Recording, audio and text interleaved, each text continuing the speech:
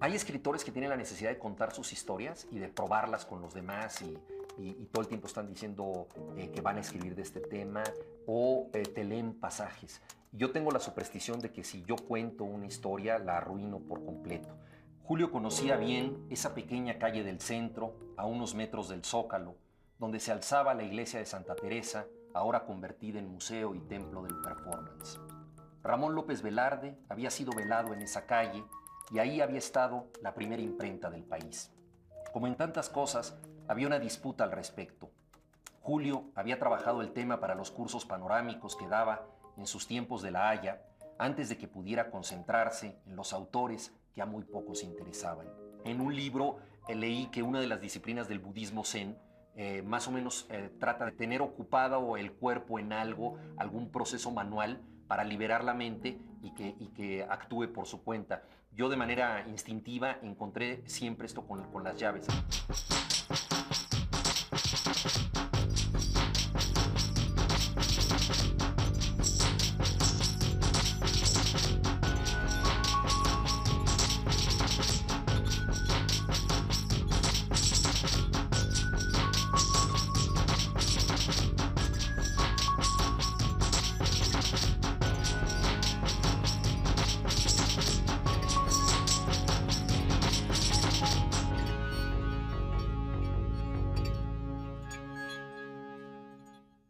Hola, mi nombre es Lorena Wolfer y esto es Facultad de Diálogo, un programa de TV UNAM para los universitarios. Estamos hoy en el aula magna de la Facultad de Filosofía y Letras aquí en la UNAM y vamos a conversar con Juan Villoro.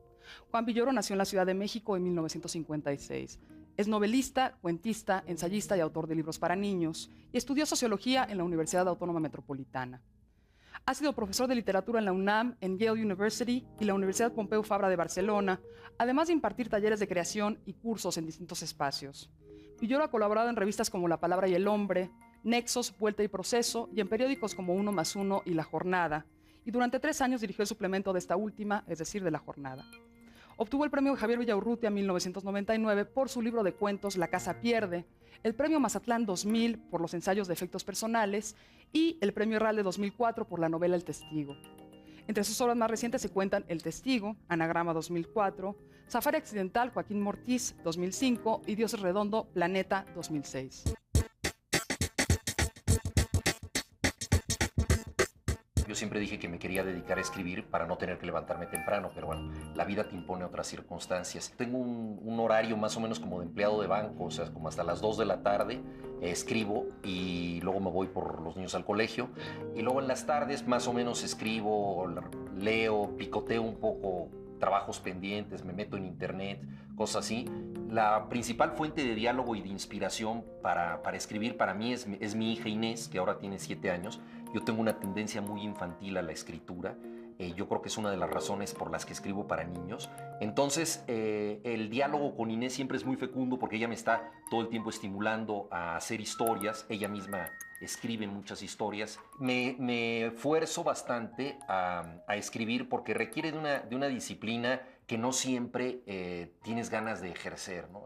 No siempre quieres estar anclado a un escritorio. Ha habido escritores que han llegado a amarrarse o encadenarse con grilletes o con algún candado al escritorio. Incluso uno de ellos le daba la llave a su criado para que se la llevara, o sea, él ni siquiera se podía desencadenar. Yo creo que la vida de un escritor puede ser interesantísima como figuración en su conciencia y en las cosas que le pasan mentalmente, pero el ejercicio mismo es bastante tedioso. Escribir es uno de los oficios más desvinculados de los demás. Estás todo el tiempo pensando en los otros, poniéndote en la piel de ellos, imaginándote cómo reaccionarían, pero al mismo tiempo es un mundo totalmente encapsulado. Entonces, lo que pasa muchas veces es que esto te lleva a una sensación de ser como el monarca de una isla desierta que se empieza a volver un poco loco.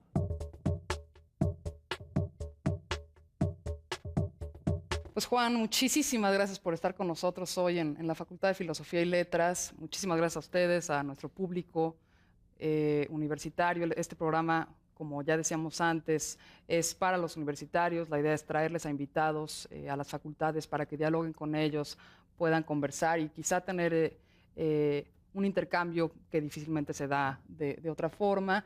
Y pues muchísimas gracias también a los televidentes que nos observan. Juan, bienvenido. Gracias a ti, gracias a todos los que están aquí. Bueno, venías caminando desde tu casa en Coyoacán porque te rehusaste a que María, nuestra encargada de invitados, pasara por ti, que es el procedimiento habitual. Que te gusta caminar.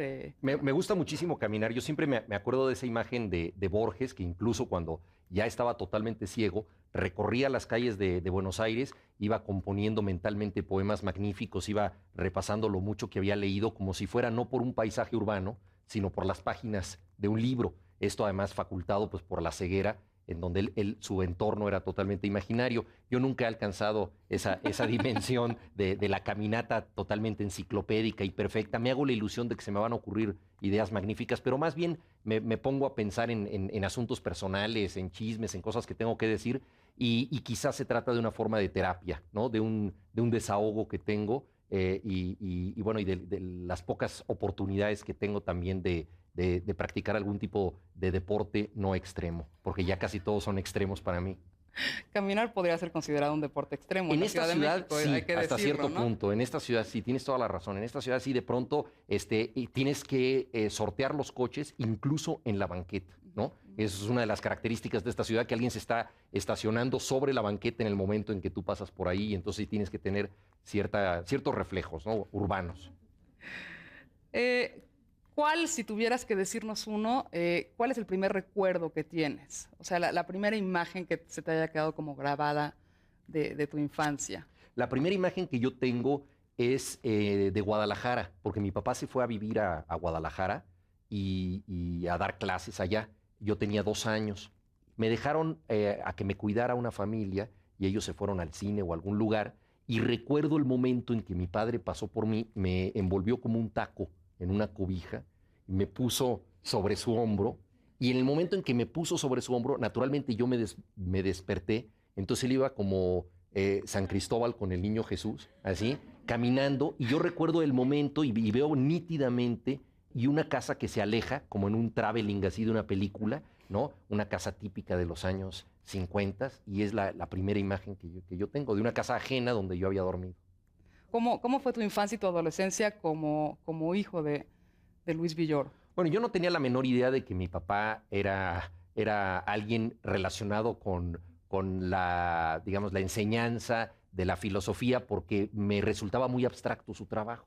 Cuando alguna vez le pregunté a qué se dedicaba, me dijo, bueno, es que yo me dedico a la filosofía. Y le dije, ¿y qué es eso? Y me dice, mira, la filosofía estudia el sentido de la vida. Respuesta que a mí me dejó estupefacto, porque en la escuela, pues, yo tenía un amigo que su papá vendía tapetes en un almacén, otro era piloto aviador, otro era abogado, otro era médico. Entonces eran profesiones comprensibles, ¿no? Y cuando me decían, ¿y a qué se dedica tu papá? Yo decía, estudia el sentido de la vida, ¿no?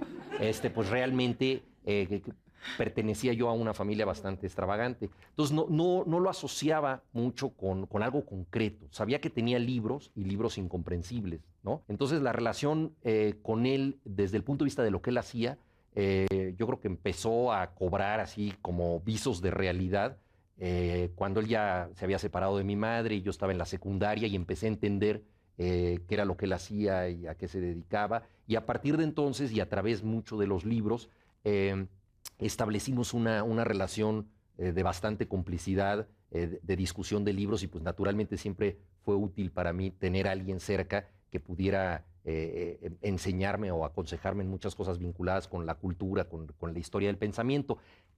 En la infancia nos unieron 2 cosas, ¿no? que además tienen que ver mucho con la forma en que las parejas divorciadas estructuran su relación con los hijos. Como mi padre pues, pasaba por mí el fin de semana, entonces nos relacionamos mucho a través del cine y del fútbol. Fueron 2 actividades que nos unieron mucho y 2, digamos, aficiones a las que yo entré gracias a él. Aunque no le voy a su equipo, que es los Pumas. ¿A quién le vas? Pero a veces, incluso en TV UNAM, puede hablar un necaxista de vez en cuando. Justamente jugaste fútbol, tocaste el pandero y la melódica, que además acabo de descubrir lo que es una melódica, en el grupo de rock Fusifingus Pop. Oye, qué informada está. ¿En qué momento apareció la literatura en tu vida después de de estas incursiones por Yo el pensé pop. que eso iba a caer en el olvido y que nadie me lo iba a recordar No, nunca, bueno, jamás. además- O quizás solo San Pedro me iba a decir, ¿por qué tocabas la melódica del Fusifingus Pero Pop? eso es enteramente tu culpa porque está en Safari Accidental. O sea, lamento decirte que quizá te boicoteaste tú solo, entonces ya sale a colación Ajá. tu pasado oscuro como... A mí me hubiera encantado ser un músico. músico de rock. Es la música de mi generación. Yo nací cuando Elvis Presley firmaba con la compañía Sun Records y desde la infancia empecé a oír rock and roll. Y luego me cautivó no solamente la música, sino lo que implicaba la música, ¿no? Una nueva forma de vida, una nueva forma de vestirse, de hablar, de irte de tu casa, vivir en una comuna, en fin. Era como una expansión de la realidad que había llegado en forma alternativa. Había una gran ilusión en los años 60 en formas de comportamiento que no eran las habituales y que iban a tener que ver con la nueva tribu, la tribu de los jóvenes que seguía a los evangelistas sonoros que eran los grandes chamanes, los gurús de la música de rock. Entonces yo me cautivé muchísimo con la música de rock, hubiera querido ser un rock and rollero, pero primero que nada la escena era bastante primitiva, el mundo donde yo me desarrollaba pues tampoco se prestaba para eso. Y no tenía yo talento musical, que es una de las grandes tragedias, ¿no? Entonces, lo mismo me pasó con el fútbol, ¿no? Que logré anotar unos goles extraordinarios, pero siempre mientras estaba dormido, ¿no? Luego ya me despertaba y no estaba en Maracaná, sino en Mixcoac, y era un pésimo delantero. Y entonces, ¿cuándo aparece la literatura y dices, bueno, esto es lo mío? Pues la literatura, como empezamos a ver, tiene que ver, yo creo que con una compensación de muchas cosas que no pudiste hacer y que imaginas, ¿no? Yo creo que la mayoría de las gentes que nos dedicamos a escribir tenemos una gran voluntad compensatoria. Nos hubiera gustado vivir otras cosas o nos hubiera gustado hacer otras cosas, pero descubrimos que hay una forma paralela de hacerlos, hay otra realidad. No menos intensa, que es la de imaginar las cosas, de ponerte en la piel de un personaje y a lo mejor quisiste ser médico o a lo mejor quisiste ser, no sé, piloto de pruebas y puedes escribir sobre esos entornos. Entonces me gustaba muchísimo el lenguaje por dos razones básicas, creo yo. Una, porque tuve la mala suerte de estudiar en el colegio alemán, que era muy rígido en aquella época, de entrar al grupo de los alemanes y todas las clases las llevaba yo en alemán y la única materia que llevaba en mi idioma era lengua nacional. Entonces, estudiar en el colegio alemán sirvió para que me diera cuenta que nada me gusta tanto como el español, que era el idioma de la libertad, ¿no? Eso por un lado. Y por otro lado, me convertí en un gran devoto de las narraciones de Ángel Fernández, un inmenso cronista que reinventaba los partidos de fútbol que él contaba y que creaba metáforas, apodos, historias únicas. Entonces, gracias a esas narraciones, me interesó mucho el lenguaje. Yo no pensé que eso tendría que ver con la literatura, no sabía lo que era la literatura. De hecho, cuando yo era niño pensaba que todos los escritores ya se habían muerto. O sea, pensaba que la literatura era algo que había ocurrido pues, en la Grecia clásica. ¿Cuándo te diste cuenta que no hay? No, me di cuenta gracias a un amigo mío, Jorge Mondragón, compañero del barrio, y que él nunca había leído un libro por gusto, y de repente llegó y me dijo a mí, tienes que leer este libro. Y dije, pero ¿cómo? Si mi amigo jamás ha leído un libro, ¿qué le pasó? ¿No? Me pareció algo preocupante. Entonces yo leí el libro, primero que nada, para ver por qué mi amigo estaba en ese estado rarísimo. El libro era de perfil de José Agustín, y yo lo leí en las vacaciones entre la secundaria y la preparatoria, y el libro trata de un adolescente mexicano que está en las vacaciones entre la secundaria y la preparatoria. Y yo vivía entonces ya en la Colonia del Valle, y el protagonista vive en la Colonia Narvarte. Sus padres se están divorciando, mis padres se habían divorciado. Entonces yo sentí que José Agustín estaba escribiendo mi vida. Y es más, el personaje de la novela no tiene nombre. Y yo pensé que José Agustín no le había puesto nombre para que no me reconocieran a mí, porque yo era ese personaje. Entonces esto a mí me cautivó como si me viera en el espejo. Como dije, ¿cómo puede alguien entenderme de esta manera? Y a partir de ese momento fue que sentí no solamente que había escritores vivos, sino vivísimos, y ese libro fue el que me lanzó pues a leer por gusto.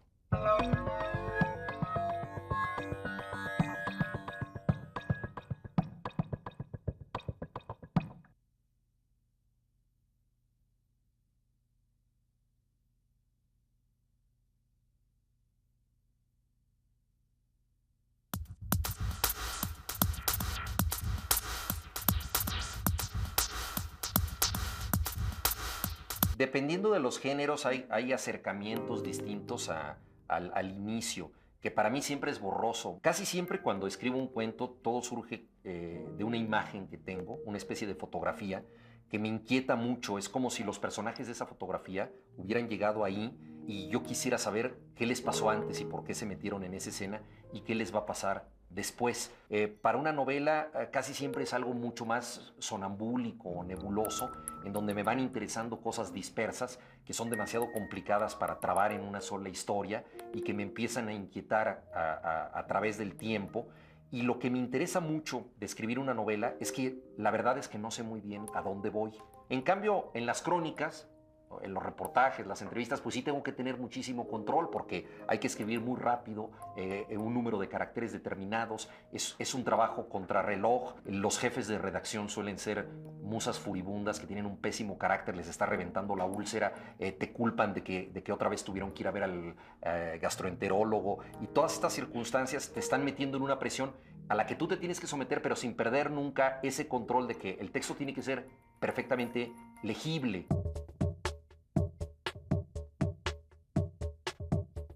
¿A qué otros escritores admirabas cuando comenzaste a escribir? Y la pregunta más difícil, ¿a qué escritores admiras hoy?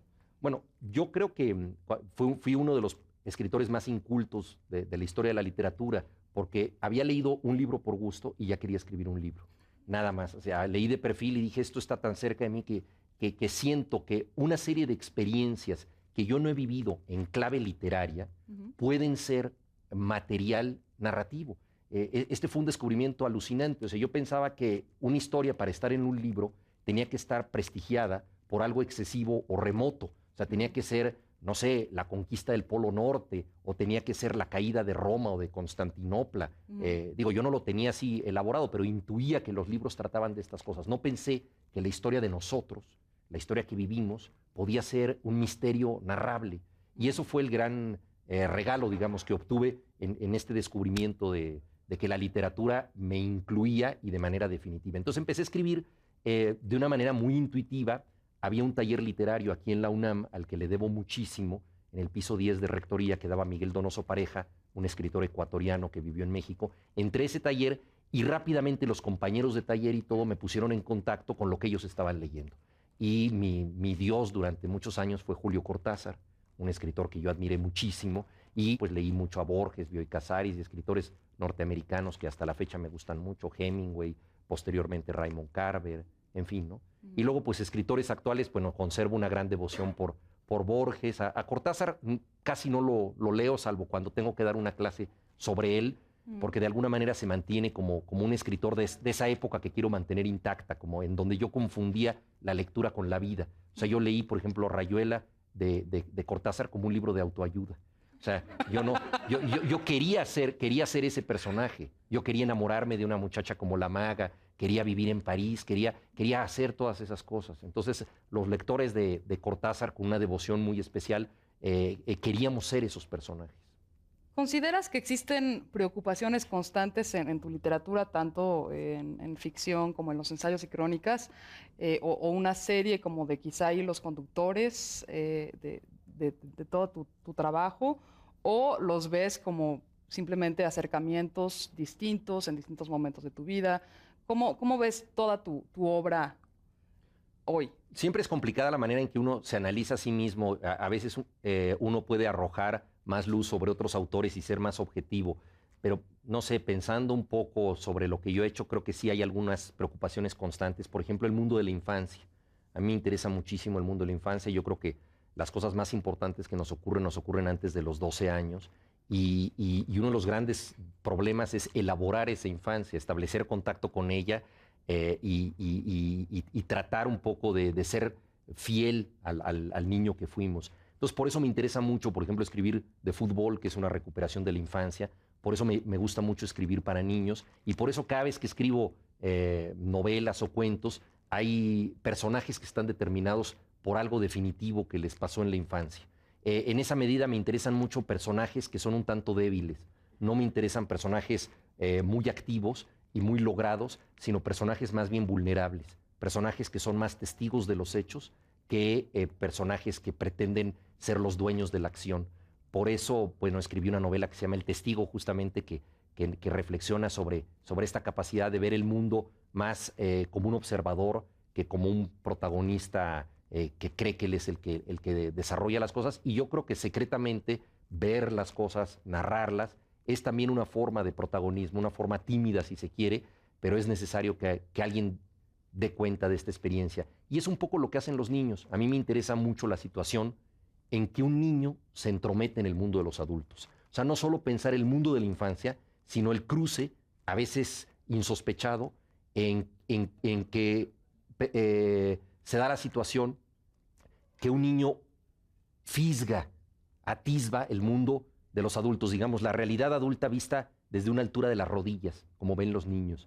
Y con ese mundo un poco incomprensible y absurdo que es el mundo de los adultos, visto por los niños, esa mirada oblicua que ellos tienen. Entonces eso a mí me interesa mucho y en ocasiones, aunque no hay personajes que son niños en lo que yo escribo, aparecen miradas que quisiera yo que fueran miradas con esa extraña sorpresa infantil. Safari Accidental, y lo platicábamos un poco antes, es una especie como de bitácora de tus intereses, ¿no? ¿Nos puedes hablar un poco de estas crónicas divididas en estos 5 temas que son familia y multitudes, alto volumen, territorios, fetiches y lejos del escritorio? Yo creo que es importante que un escritor escriba de temas que le afectan de manera más próxima o menos próxima, pero con los que está involucrados. Entonces, en Safari Accidental hay algunos asuntos que siempre me han cautivado, que es, por ejemplo, las ciudades. O sea, cómo se organiza la vida urbana. Dostoyevsky dijo que la ciudad era la tribu accidental.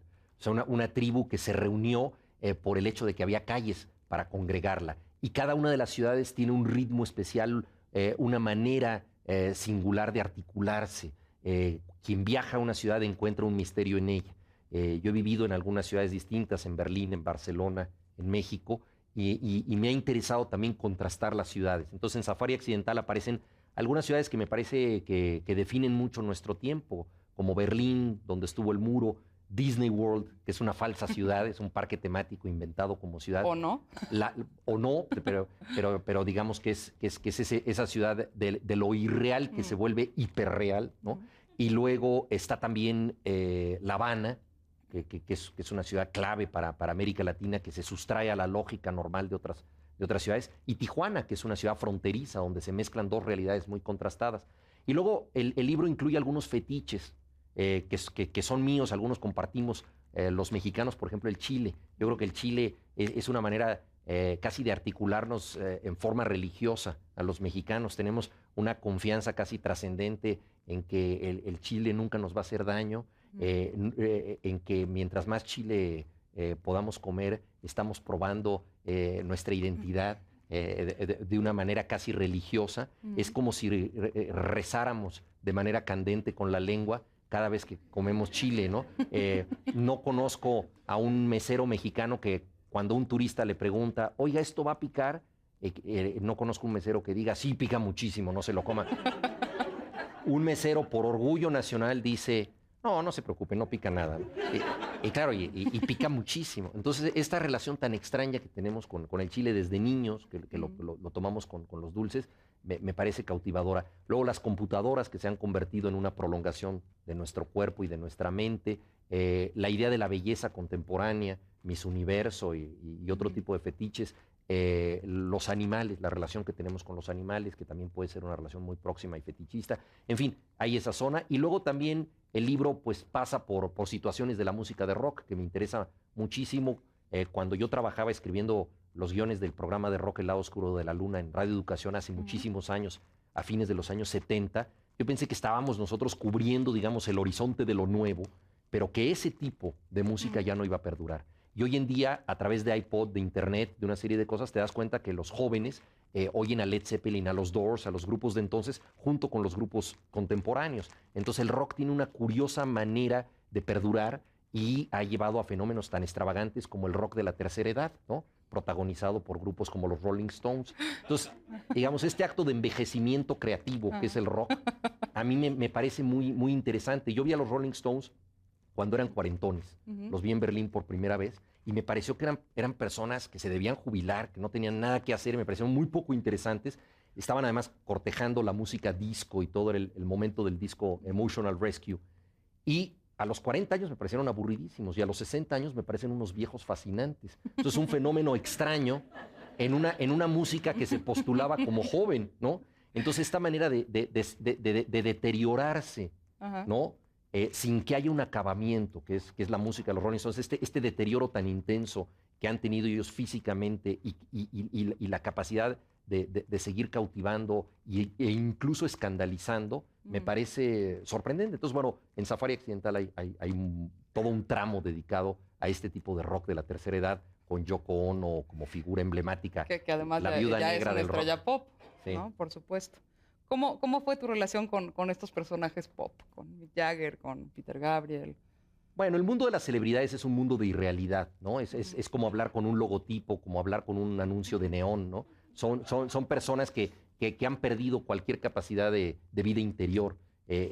Yo creo que si tú cada vez que sacas un disco, tu cara aparece cubriendo edificios enteros en todas las ciudades del mundo, evidentemente te despersonalizas, Claro, ¿no? algo sucede. Exacto. Entonces la relación con ellos nunca puede ser una relación íntima. En mi caso he tenido la suerte de acercarme a algunos protagonistas del rock en momentos en que ellos están muy irritados. Y eso es casi lo más cerca que puede estar una superestrella del rock de ser normal y franco, ¿no? Entonces, Bono estaba muy molesto porque los guardaespaldas del hijo del presidente Zedillo habían golpeado a gente de seguridad de U2 en el concierto en México. Había sido un concierto que a él le parecía que no había estado a la altura que ellos debían tener. Y entonces él llegó a la reunión que tenía con un grupo de gentes diciendo que se sentía pésimo, que se sentía muy mal. Algo sorprendente porque pues había hecho un concierto que le había gustado mucho a la gente. Entonces esta irritación lo volcó hacia una zona que casi podemos considerar sincera, ¿no? Y lo mismo pasó con Mick Jagger, que Mick Jagger yo lo entrevisté, él iba a dar 5 entrevistas nada más en Londres, yo era el 5º pasajero, ¿no? Y tuve la suerte de que el 4º fuera odioso, ¿no? Entonces se dio esa situación de policía malo y policía bueno. El 4º fue un alemán que trató de desmitificar lo que le dijo que era un vejestorio, que no sabía cantar, que no sabía componer, que había desperdiciado su vida, ¿no? Entonces Jagger suspendió las entrevistas y dijo que ya no quería hablar con nadie. Entonces le dijeron, no, hombre, este viene desde México, por favor, ¿no? Y entonces me concedió a mí una última entrevista como un encuentro con una etnia remota, ¿no? Aprovechando, además, que él se la había pasado bien en México, ¿no? Y como él es un seductor extraordinario, él se sentía crispado porque, digamos, aunque él no puede creer que su vida ha sido en vano, es alguien que ha logrado que su lengua sea un emblema del siglo XX, ¿no? Él quería de alguna manera reconciliarse con los medios. Entonces estuvo muy agradable, súper simpático, y la entrevista de media hora se prolongó en 1 hora y habló de todas las cosas que no debía hablar. A mí me habían dado una lista de preguntas prohibidas y yo, como soy del colegio alemán, tengo tendencia a la obediencia. Entonces me las guardé sin leerlas, porque si las leía no las iba a hacer. Claro. Y cuando salí de la entrevista y leí las preguntas, eran todas las que habíamos dicho.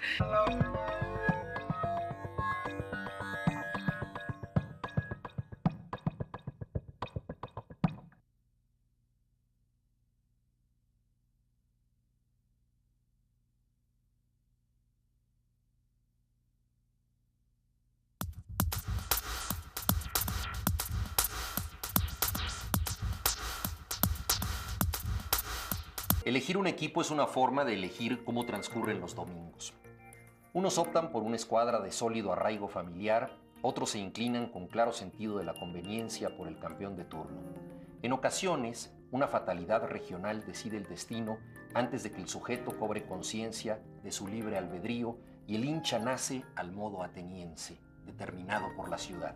El fútbol es la pasión mejor repartida en el planeta Tierra.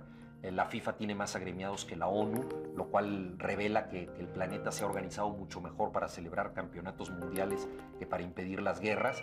Y esto le da al fútbol un sesgo muy especial.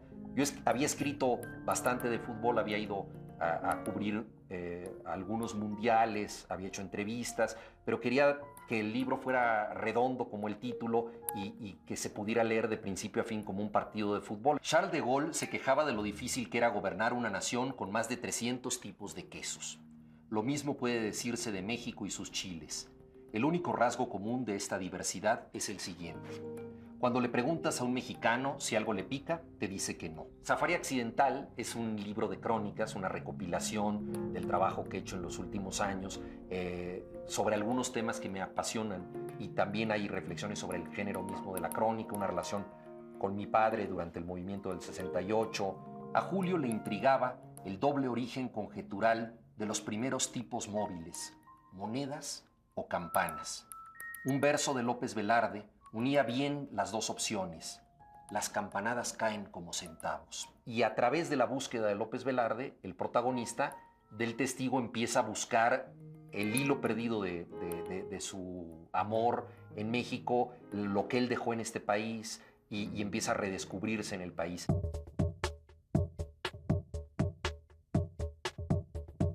Hablando ahora ya del Testigo, uno de tus personajes asegura que el pasado está de moda. Tiene mucho que ver el Testigo con el pasado. ¿Qué significa esta frase y qué relación mantiene con la historia de México? Bueno, la historia de México es una historia incesante que no deja de producir asombros, y muchas veces pensamos que estamos ya transitando hacia una modernidad y zonas de nuestro pasado vuelven hacia nosotros. Una de las grandes paradojas de la transición a la democracia que hemos tenido en México, una transición conducida por un gobierno conservador, ha sido que muchas zonas del pasado han vuelto hacia nosotros. Por ejemplo, uno de los episodios es la Guerra Cristera, que era una rebelión soslayada, de la que se habló muy poco en la educación oficial. Hasta el libro de Jean Meyer se había investigado poco esta guerra, y ahora, con el triunfo del PAN, se ha puesto de moda al grado de que la representante de México en Miss Universo lleva un traje con motivos cristeros, ¿no? Y Carlos Abascal, cuando era secretario de Gobernación, asistió un 20 de noviembre, además Día de la Revolución Mexicana, al Estadio Jalisco, a la beatificación de 13 mártires cristeros. Entonces, la peculiar alternancia democrática mexicana ha traído un resurgimiento, casi podríamos decir una restauración de zonas de un pasado vinculado con el mundo católico, vinculado con cosas que de alguna manera los gobiernos de la Revolución Mexicana habían tratado de superar o de hacer a un lado. Entonces, este clima de cambio hacia el pasado es el que atestigua el protagonista del Testigo cuando regresa a México después de 24 años de ausencia. Hablando ahora del libro de crónicas, Dios es redondo. Digo, tú eres un fanático del fútbol tremendo, pero más allá del fútbol per se y del fenómeno del fanatismo en un país en el que tú dices que hay más fanáticos que buenos jugadores y buenos equipos, ¿consideras que el fútbol es un espejo de la sociedad y de la política? ¿Cómo estableces esa relación? Sí, el fútbol es un espejo acrecentado, congrega tantos intereses, y es la forma mejor organizada de la pasión en todo el planeta Tierra, que permite que se someta a todo tipo de influencias. El fútbol es producto de manipulaciones económicas, políticas, religiosas, nacionalistas, etcétera. Entonces hay muchas lacras, digamos, en el fútbol. Al mismo tiempo, es un juego, y como juego tiene un elemento que a mí me parece muy noble, que es la posibilidad de recuperar un elemento infantil. Y por otro lado, en términos del regreso a un pasado colectivo, al pasado de la especie, pues establece un contacto muy interesante con lo que todavía tenemos de tribu, ¿no? Con lo que todavía tenemos de una comunidad que se deja encandilar por un símbolo como el balón, y que enciende antorchas y se pinta la cara y grita consignas. Digamos, se da vacaciones de racionalidad durante 90 minutos. Entonces es un mundo ilusorio que dura eso, nada más, y donde la balanza del mundo depende de un pequeño círculo inflado de aire. Entonces me parece que esa es su parte más notable, ¿no? El hecho de que incluso un futbolista sobrepagado, en el momento en que establece contacto con una pelota, si lo hace con el gusto que debe tener un futbolista, puede establecer un contacto con el niño que él fue alguna vez en una playa sin nombre. En ocasiones escribe sobre partidos de fútbol como si se tratara de una tragedia griega.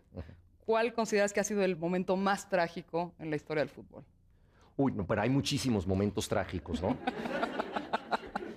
una de las características, y sobre todo si le vas al Necaxa. Nosotros hemos sufrido mucho. Yo creo que escoger un equipo es una manera de escoger un carácter, ¿no? Si tú quieres domingos fáciles, pues le vas al ganador. Pero si quieres sufrir en la vida y llevar una escuela de estoicismo y de superación contra la adversidad, pues te aficionas al Atlante o al Necaxa, ¿no? Obviamente el fútbol pues, ha producido tragedias impresionantes como el Maracanazo, por ejemplo, ¿no? En 1950, Brasil por primera vez podía ser campeón del mundo, un país con una pasión enorme por el juego. Le bastaba empatar, según las reglas de ese campeonato, para ser campeón. El presidente de la FIFA tenía listo el discurso para felicitar a Brasil y los uruguayos les arruinaron la fiesta. Y la figura trágica de la que yo he escrito y que me parece impresionante es Moacir Barbosa, el primer portero negro que tuvo la selección brasileña. Él recibió un tiro cruzado y se lanzó al aire, tocó el disparo y cayó al césped creyendo que lo había desviado. Y solamente el inmenso silencio de Maracaná le reveló que no había podido detener ese disparo. Y él se convirtió en el villano de todo un país. Una vez lo detuvo una señora en la calle y le dijo a su pequeño hijo, mira, ese es Moacir Barbosa, es el hombre que hizo llorar a un país, ¿no?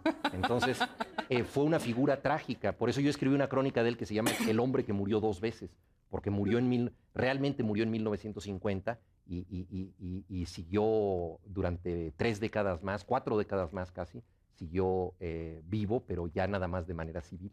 ¿Tú no crees que se ha intelectualizado muchísimo el fútbol a estas alturas del partido? Mira, en parte sí. Durante mucho tiempo se consideró que el fútbol era algo para el peladaje y que los intelectuales o gente pretendidamente fina no se debía interesar en ello.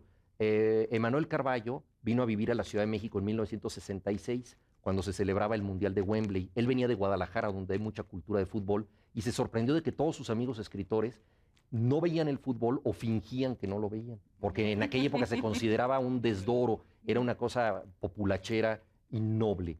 Y de eso a la fecha, pues obviamente han pasado muchísimas cosas y quizá ahora tenemos una intelectualización del juego a la que ciertamente yo también he contribuido, ¿no? Yo no soy un aficionado al carnaval, por ejemplo, pero me interesa mucho que alguien me cuente qué es lo que pone en juego el carnaval, o sea, una fiesta que congrega de esa manera a tantas personas. Entonces, ¿por qué alguien se pinta la cara para ir a gritar el nombre de un croata impronunciable en un estadio? ¿Y por qué a una persona le importan más los goles que tiene en la cabeza que las cosas que debe resolver en su vida real? Bueno, son formas de comportamiento que creo que pueden interesar a un narrador. Si tuvieras que convertirte de la noche a la mañana, no es opcional, tienes que. En cualquier personaje literario de la historia de la literatura, ¿quién sería y por qué? Mira, hay un personaje que a mí me parece absolutamente conmovedor y que tiene que ver con el comienzo de esta plática. Es un personaje que es un salvaje. Se llama Drokulf y es un personaje de Borges. Y él llega de las estepas de los bárbaros a destruir una ciudad renacentista. Él tiene que destruir Ravenna, en Italia. Llega con las hordas de los bárbaros. Y llega y se sorprende de que ese espacio que él va a destruir conste de cosas que él no había visto nunca. Terrazas, calles, balaustradas, columnas, balcones, edificios. Entonces sale de noche y quiere recorrer esa ciudad y piensa que esa ciudad es algo que lo excede, que lo rebasa de una manera que él no acaba de comprender. No sabe para qué sirven los edificios, no sabe para qué sirven las calles, no sabe para qué sirven las fuentes. Él viene de un lugar donde no hay nada, de los nómadas, ¿no? Y al ver eso, siente que eso es superior a él de tal manera que él no puede destruirlo. Entonces cambia de bando. Y Borges, en el relato que se llama Historia del guerrero y la cautiva, dice, no fue un traidor, fue un converso. O sea, él entendió la lección profunda que puede dar una ciudad. O sea, se convirtió pues a la civilización de un espacio urbano. A mí me parece que es un personaje extraordinario porque deja que el entorno lo eduque y al mismo tiempo revela la lección profunda que puede dar una ciudad. Empezamos hablando de la importancia de caminar en una ciudad. Y yo quisiera pensar que eso es en su momento más alto lo que te puede dar lo que han hecho los otros que tú no conoces a través del tiempo, los que pusieron las calles, los que pusieron el puente, los que pusieron el anuncio, los que crearon el edificio. O sea, educarte por la ciudad me parece que es uno de los grandes momentos. Entonces, es un personaje con el que yo me identifico mucho, sobre todo porque vivo en una ciudad que nos deseduca. O sea, vivo en una ciudad que es todo lo contrario, es el deterioro del espacio urbano, la aniquilación del espacio urbano, y donde muchos de nosotros, la ciudad que tenemos es más una ciudad imaginaria, conjetural, del deseo, que una ciudad real. Entonces, digamos que este personaje me parece que para nosotros sería un personaje de resistencia.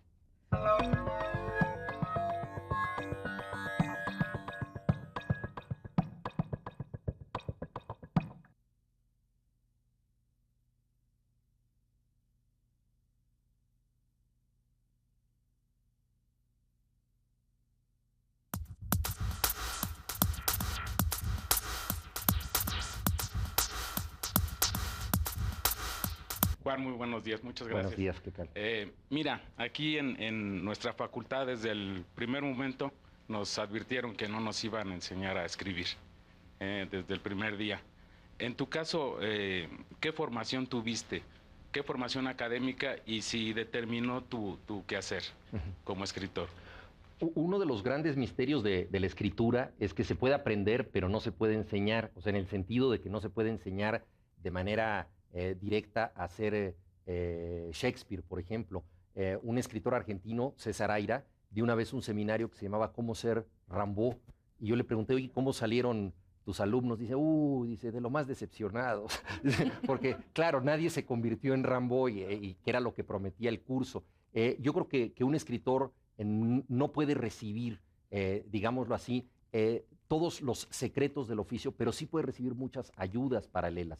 En mi caso fue decisivo haber estado en 2 talleres literarios que me influyeron mucho. Primero con Miguel Donoso Pareja, en la UNAM, que era un escritor ecuatoriano muy dedicado a los alumnos y que además permitía que cada uno tuviera su voz propia.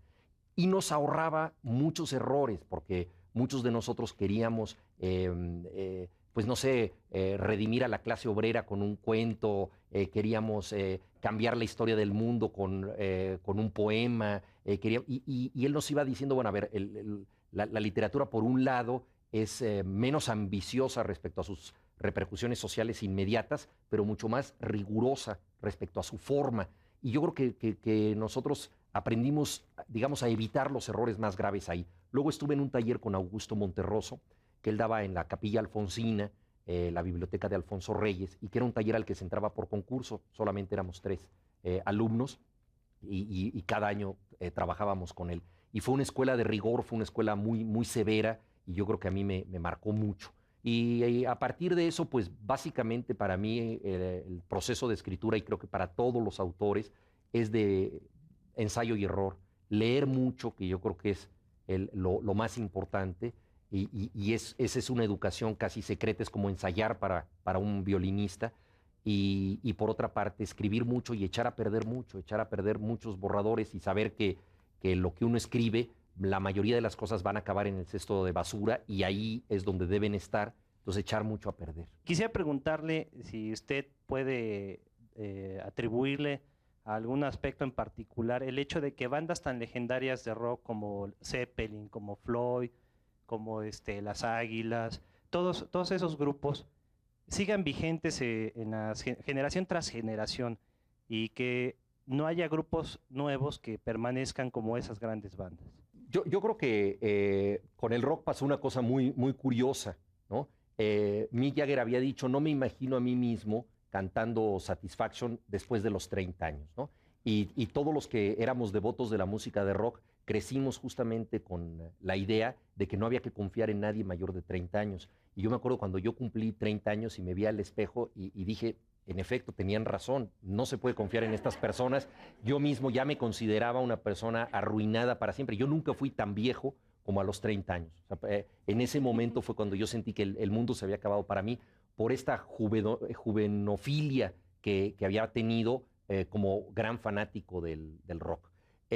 Sin embargo, muchas de las composiciones del rock tenían una capacidad de perdurar que en aquella época era insospechada. No sabíamos que 30 años después se iban a seguir escuchando a estos grupos. Esto tiene que ver, yo creo que con varias cosas. Por un lado, con la propia capacidad de los grupos de renovarse, de reinventarse, de seguir explorando nuevas zonas de la música. Pero por otra parte, creo que también tiene que ver con el hecho de que el rock en los años 60 y 70 realmente conectó con una forma de comportamiento social muy importante, el movimiento hippie, las búsquedas alternativas, y cristalizó entonces este rock legendario que tenía que ver no solamente con la forma en que nos entreteníamos musicalmente, sino con un modelo de comportamiento. La gente cambió de conducta a partir de la música de rock.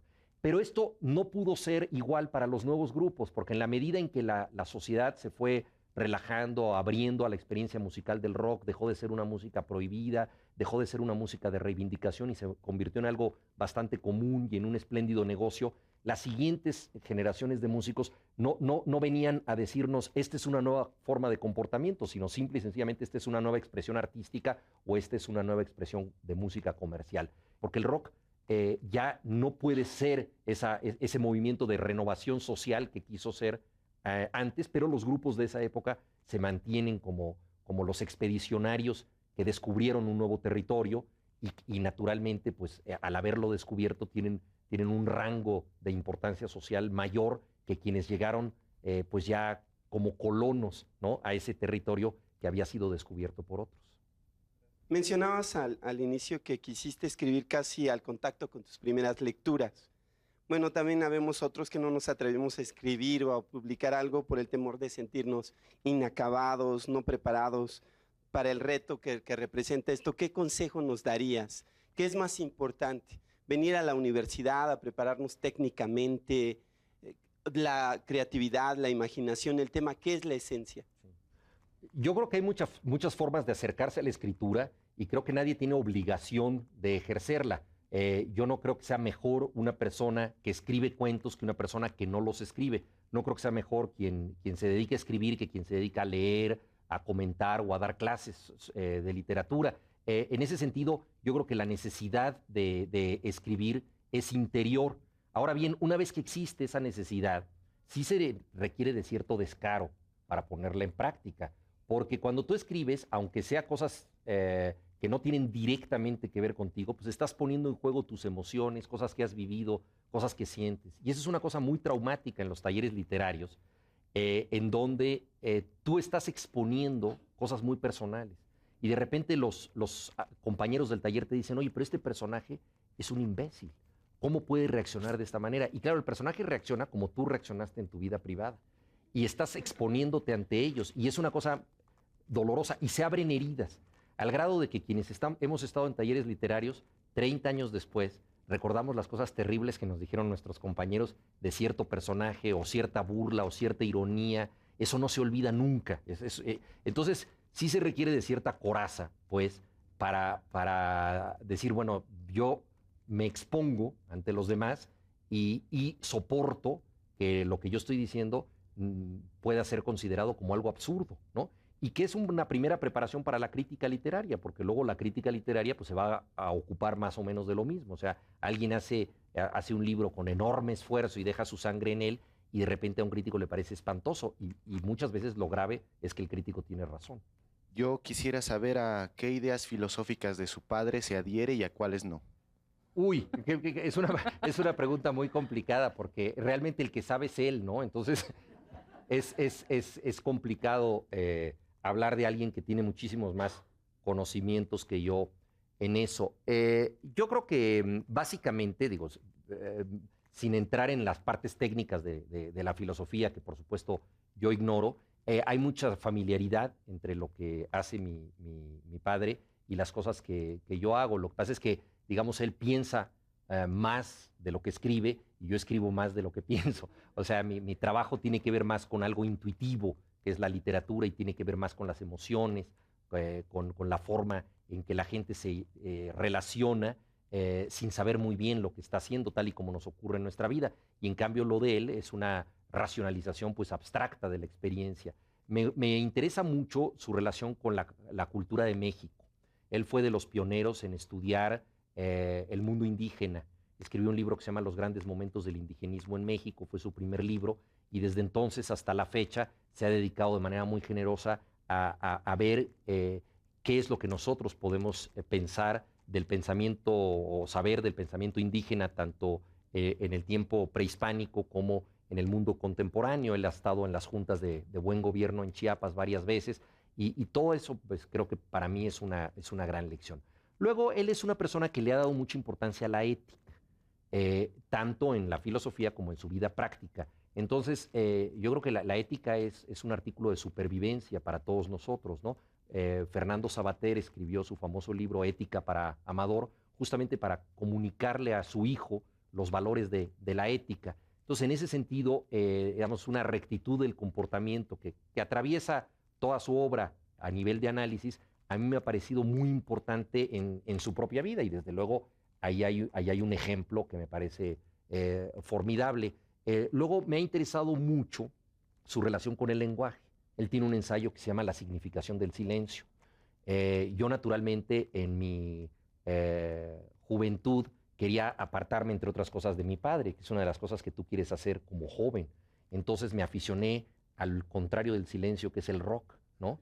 Y entonces para nada pensaba yo que el silencio era un valor. Pero posteriormente, cuando escribí, me di cuenta que la literatura está hecha de palabras, pero también de silencios, de pausas, de cosas no dichas. Y ese libro, La significación del silencio, a mí me marcó mucho. Y luego también él tiene un pensamiento religioso muy interesante. Él no es practicante de ninguna religión, pero se ha interesado mucho en lo inefable, en lo que no podemos explicar de manera lógica. Entonces ha escrito sobre la religión en la filosofía de la India. Tiene un texto que a mí me parece muy literario sobre la mezquita azul, que es la visita a una mezquita, y entonces él trata de descifrar lo que eso significa para un hombre que no profesa esa religión y sin embargo se siente sobrecogido por la experiencia religiosa. Entonces también eso me ha interesado mucho. Entonces en realidad las únicas cosas que no podría yo compartir son quizá ya las partes más técnicas, ¿no? de la filosofía de él, cosas de teoría del conocimiento y todo que se me escapan, porque sí tienen cierto grado de especialización, pero en conjunto yo diría que sí se trata de un pensamiento que bueno, yo he tenido la suerte de compartir de primera mano y que valoro muchísimo y que me ha marcado mucho. Juan, muchas gracias por habernos acompañado. Fue gracias un placer a ti. Muchas gracias a todos ustedes. Platicar contigo de una manera más relajada. Muchísimas gracias a nuestro público por haber venido y evidentemente gracias a los espectadores que nos ven por televisión. Hasta luego.